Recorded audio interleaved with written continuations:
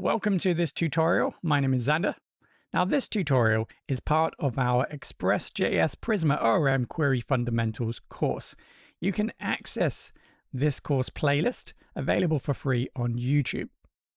For deeper learning, the full course is available for purchase at Udemy. Find all the resources and links in this video's description. Now don't forget to subscribe to the channel for weekly promotions, discounts, and Udemy course giveaways. In this course, we're using Docker throughout the whole course. Now, the reason we're doing this is because ultimately it helps us simplify the process of installing, managing, and running software. Now, Docker is something that is widely used, or containerization is widely used in the world of development. And Docker is a powerful tool that allows developers to build, package, and run applications in isolated environments called containers. Now, traditionally, we would need to install software as a developer in order for us to develop an application, say, that interacts with a database. So typically, we would have to install some sort of database. Now, if your application, in fact, requires multiple databases, different types of databases, you would need to install X amount of those databases on your local machine in order for you to develop that application. And then, of course, you need to set up your development environment. So you need to make sure that if you're working with Python, Python's installed. If you're working with JavaScript, make sure maybe that Node is installed. Now, one of the problems of this, other than having to manage that software as a developer, is that if we have multiple developers, one or more, and they went ahead and were developing the same software as you were, different components of it, then problems that can occur is that you may have different versions of the software. So you might be developing your application and find that you're using a slightly different version to the database or application that the other developer is using. So when you actually write that code and then connect it together with the other code that's being developed by other developers, potentially you're going to have problems. Right, so we don't need to become experts in Docker here. In this tutorial, I'll take you through the installation process. We will need to install Docker Desktop. That's the only software that we're going to need to install, apart from Visual Studio Code, which we should already have. And then I'll take you through the basics of Docker in terms of how we're going to utilize it in this course, and then introduce you to Docker Hub and the three main components of a containerized tool such as Docker: images, containers, and volumes.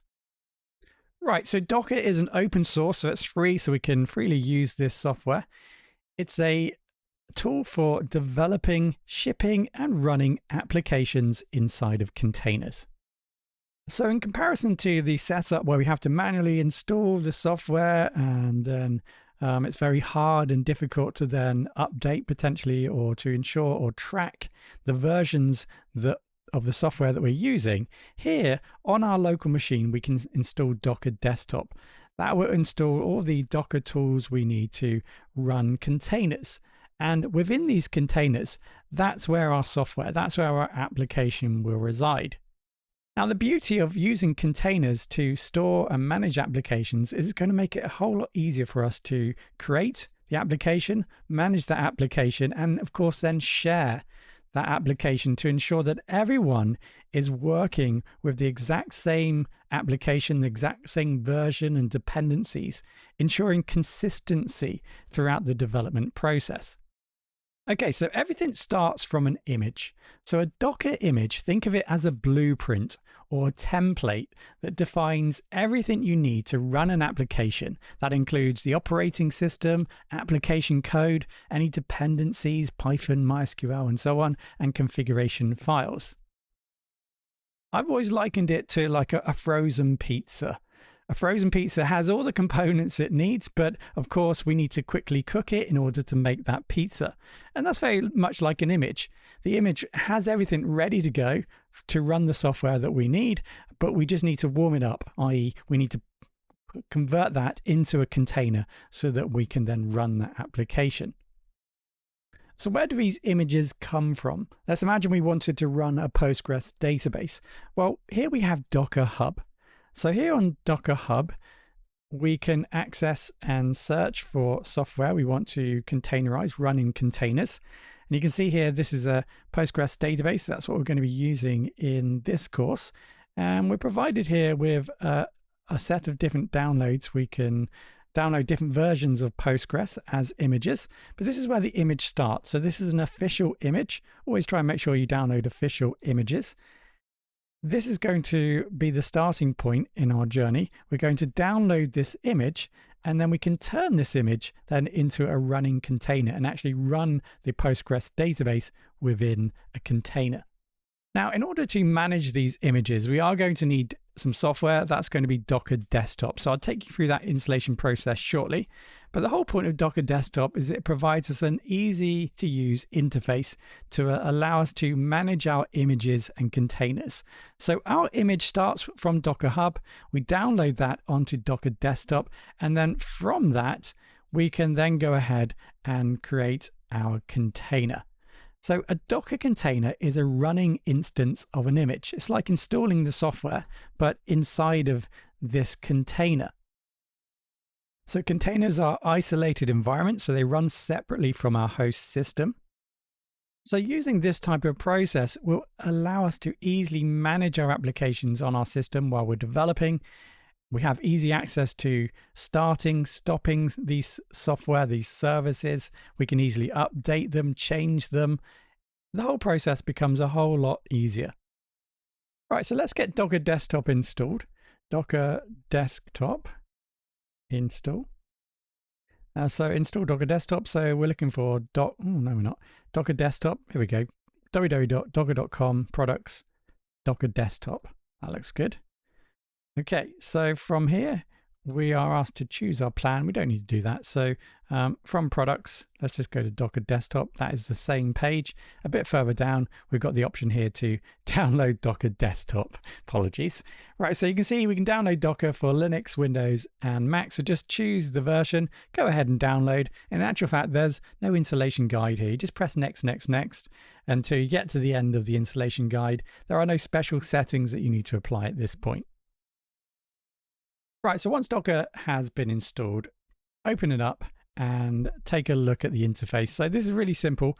All we need to concentrate on here is images, containers, and volumes. So we'll go ahead through this course. We'll be downloading some images from Docker Hub. So we'll be using Postgres and also probably Node.js. So we'll have a few images here in this section. To manage these images, you can simply select them individually or all of them and press delete. That's pretty much all you're going to need to know there. So they will appear through other means for us to download them. So we'll download them through code. They will appear here, the images, and we can go ahead and delete them if we need to. Right, so eventually we'll use some code which will then take these images and create containers from them. Right, so here I have this Postgres image. You can see they're quite large, some of the images, and they get turned into containers. So we can see here we have a Postgres database container. It's currently turned off, but this is what containers is going to look like. So again, from here, we can manage these containers, delete, start, stop. This is how easy it is to start a new Postgres database.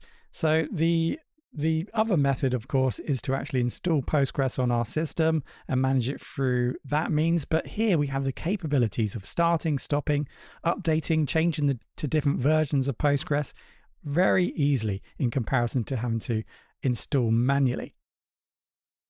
So the third component here, other than images and containers, is volumes. So as we walk through this course, we will utilize a few different types of volumes, but a Docker volume is a way to persist data, even if the container is deleted or restarted.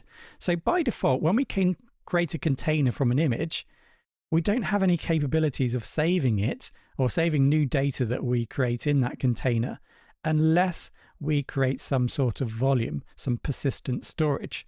So what you need to understand initially about a container is that if you were to save any data, so if we created this Postgres database and then created the actual database inside of it and then added some data, if we were to delete this container or stop it, potentially that data will be removed unless we create some sort of volume. So by default, when a container stops or is removed, data is lost. So volumes solve this problem by storing data outside of the container. We will learn more about volumes as we work through the course. Okay, so that really is the basics. We have images, which is a blueprint or template that defines everything needed to run an application. We have containers. So containers is a running instance of an image. And then we have volumes. So volumes is a way to persist data outside of a container, even if the container is deleted or restarted. And that really is everything we need to know to get started with Docker. As we start using Docker, if there is any other information that we need to learn about, I will obviously provide that as and when we need to know it. But as long as you have Docker Desktop now installed, we're good to go.